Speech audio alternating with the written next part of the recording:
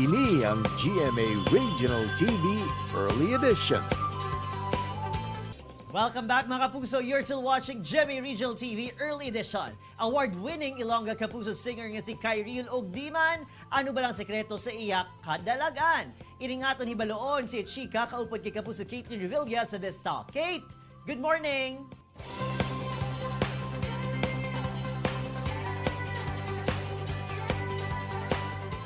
Madama nga salamat, Adrian, mga kapuso. Bugal naton nga makaupod subong nga aga ang aton matahom kag talented nga kasimanwa.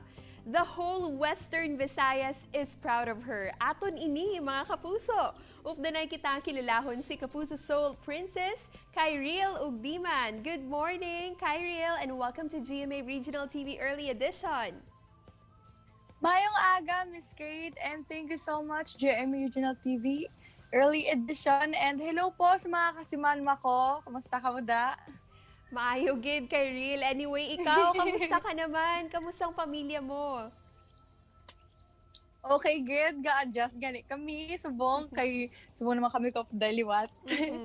And Kyril, we can see how musically inclined you are. So sa diin mo ginmanang talento nga ini or na-develop mo lang ni over time through practice? 2 years old pa lang ko gakanta na ko.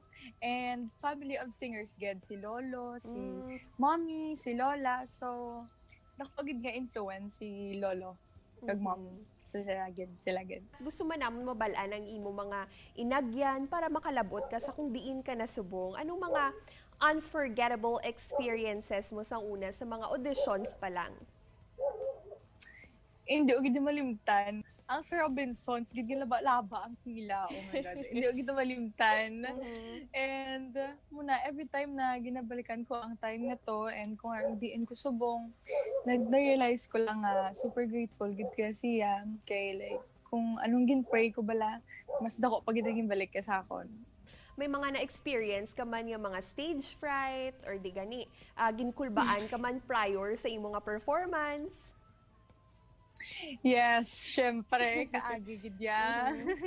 Ang guts mo dapat ikusugon mo gid, diba? So, sa nga ako dito, ginaisip ko gid nga dream ko na. So, ginakusugan ko gid, ginapangawakan ko gid. We are so proud of Yes. you. And of course, we'd like to congratulate Thank you, you. Kyril, for winning the Best in Performance by a New Female Recording Artist this morning, 33rd Awit Awards. Actually, paglawag, nagibigid ko yan. Kaya syempre, diba, first single. Tapos, may award na dayon, diba? And super grateful gid ya sa GMA Music, sa GMA Network, and sa fans ko nga wala kakapoy magsuporta sa akon, and sa family ko, syempre. Anyway, Kyril, Yes. tell us more about sa imo naman nga bago nga single ang Gunita. Anong story bala behind this song? Kung mag-reminisce tis Andy, tagid niya malimtan nga may gusto sa aton nga memories hindi ta na gusto mo dunduman. So sa chorus ka part, gunita minsay masaya sana laging masaya. So yun po talaga yung idea ng song. What advice do you want to give para sa aton nga mga kapuso nga may handuman nga mangin isa ka successful performer like you? Don't give up, just keep singing. Kasi actually sang ako man ginpangarap ko man and wala lang ko nag-untat and I'm just passionate about it, so just grab it ang tanan nga opportunity nga pwede nyo mag-grab and follow your dream, follow your heart. Pwede ka pala makahatag sang few lines lang sang gusto mo kantahon para sa amon. Sige. Pumikita ang mga mata, ngunit hindi mawala sa isip ang mga alaala. Kung paano ang mga ngiti sa iyong labi, kung paano magsalita ako'y napapatulala ang mga pangakong laho. Saan ito nagtungo? Sa bawat pagkanta, walang kaduda-duda, buong pusong binigay lahat ng nakaya. Yun po. Anyway, Kai, please thank your supporters and our Kapuso viewers, and also you may invite them to follow you on all your social media accounts. Thank you so much for supporting me. And sana patuloy niyo po akong supportahan. And sa bagong single ko po, Gunita, available on Spotify, YouTube, and other music streaming apps.